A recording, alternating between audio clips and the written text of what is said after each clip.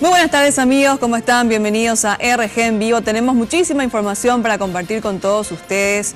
En las últimas semanas salieron a la luz casos de varios niños, niñas y adolescentes que fueron víctimas de castigo físico severo por parte de sus familiares. Decidimos hablar con una experta, una especialista de UNICEF, sobre las falsas creencias que tienen algunos padres sobre el castigo físico a los hijos y sobre todo saber el gran daño que le están causando. En nuestro país, según las estadísticas de UNICEF precisamente, 6 de cada 10 niños paraguayos son castigados por sus padres. Veamos el informe. Las marcas de cinto en el cuerpo, cicatrices, un ojo morado y rastros de quemaduras. Capaz todo eso sane con el paso del tiempo, pero lo que quedará para siempre en el niño, niña o adolescente que fue víctima de maltrato son las secuelas emocionales. En muchas ocasiones los padres castigan físicamente a sus hijos justificando que de esa manera está educando al niño.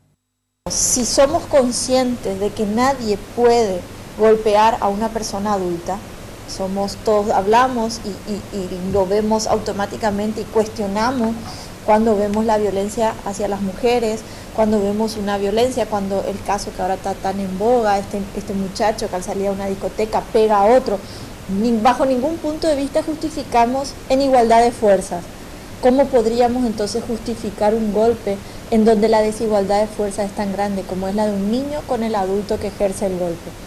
Los castigos físicos durante la infancia pueden incrementarse en intensidad a medida que el niño o niña va creciendo. Una nalgada puede llegar a convertirse en una brutal golpiza. La construcción de vínculos violentos en la familia trasciende el ámbito doméstico e influye en el modelo de sociedad en que vivimos.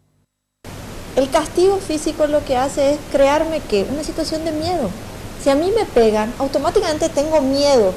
Por eso me contraigo físicamente, hasta en mi lenguaje corporal se entiende la situación de miedo, me contraigo, pero eso no quiere decir que yo aprendí, eso no quiere decir que yo dimensioné lo que hice mal y que a partir de eso no lo voy a volver a hacer.